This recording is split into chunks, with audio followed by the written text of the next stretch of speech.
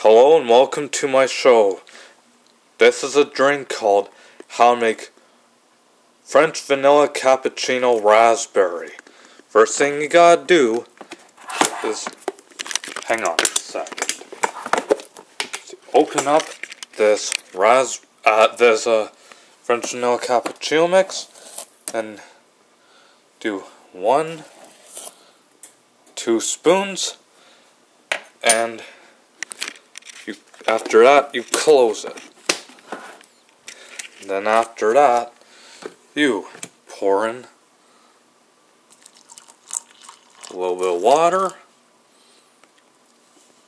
maybe halfway, and then you stir it.